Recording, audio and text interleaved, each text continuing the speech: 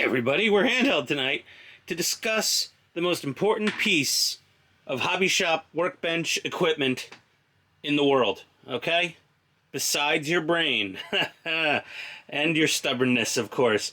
Nothing related to your own personal psyche. But yeah, what is the best piece of workshop equipment? Is it a good cutting mat? Is it a nice work surface? Is it a good airbrush and compressor? Which, that's not really a great compressor, but it works fine. Is it like, fancy screwdrivers and pliers and other tools and soldering irons and all that crap? No, it is not. The most important tool is where you sit. Now, I have a high work surface, it's about 3 feet and change off the ground, so I use a stool, but it's basically an office chair on a taller cylinder. I bought this 4 years ago. It is a cheap, cushionless piece of misery from Amazon that cost 120 bucks. All right, I've been on it for 4 years. The only way I survived was with one of these Everlasting Comfort memory foam seat cushions. It's quite nice. It is, however, a little tricky to get on and off of this chair sometimes with that in between. You have to kind of grab onto it when you sit down. Part of the reason for that is because the chair is very light and flimsy. This thing is plastic. The base that holds the casters, that's all plastic. That thing is freaking useless, basically. It just spins around. The back has, the inklings of a lumbar, but not really much lumbar support to be had there. Very, very floppy. The seat cushion, the original seat cushion, gave out within about 10 minutes of sitting on it. The arms are falling off. They're not really adjustable. You just get them out of the way. They're either there or they're not. This one seems to be this one's in one piece still. I guess I'm just harder on the right side. But we sit on our benches forever. We sit on our benches 2 hours after work, or 4 hours, or 8 to 12 hours on a weekend day when we have our free time. And this is where your ass is planted, and this is where your aging spine is compressing, and your lower back and your neck and everything is getting slowly destroyed. So if you can only afford a cheap chair, that's fine. This is what I've dealt with for 4 years. It was the super cheap Amazon special for a little over $100. And then I picked up this Everlasting Comfort cushion. And I can sit in this chair basically all day. However, the chair is so light, sometimes it'll want to squirt out from under me when I'm getting into it or dismounting the chair. So the wife was very kind and upped the Christmas budget this year to this badass. Alright, some people may already know what this is. This is a Herman Miller Aeron. Alright, and this is one of the world's best, most ergonomic office chairs, and most comfortable. And they make a stool as well. This one was converted to a stool. This is actually not a new chair. It looks like a new chair, but this damn thing could be 10, 15 years old for all I know. They've been making the Herman Miller Aeron for decades now. But it's a fantastic chair. It looks brand new, but it is not. This is refurbished. This is a used chair that had some stranger's ass in it for years in an office. This is the larger size that they make. There's size A, B, and C. A being very small, B being a little tight for some of us larger folk, and C being quite generous. Maybe not... Listen, I'm 250-something pounds, so I find it to be generous. Okay, let's just put it that way. I also have no ass, but I'm not a little guy. I'm like a 42 waist. So this chair is perfectly comfortable. Size B was actually fine until I sat in the size C, and then I was like, oh, it's a little better. But we got nice cushioned arms. They rotate in and out. They're fully height adjustable. Lift this latch and boom, boom, boom. We've got a real lumbar pad here, which you can flip around to have even more of a punch in your back, and it's quite nice. Really amazing suspension system from Herman Miller. The base that holds the casters, that is all cast aluminum. Like, this thing is solid. It is heavy. Those casters are heavy-duty casters. These chairs were meant to last forever. They came new with a 12-year warranty. Yeah, you're not even getting that from your powertrain from Hyundai. 12 years.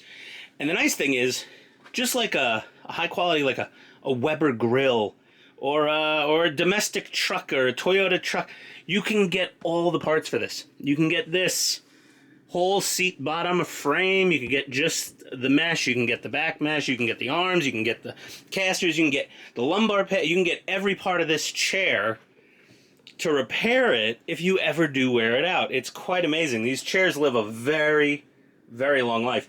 And a size C chair, being the bigger of the chairs, is not the most commonly ordered chair. I think like 90% of the chairs that they ship out the door from Herman Miller new are size B, the standard size.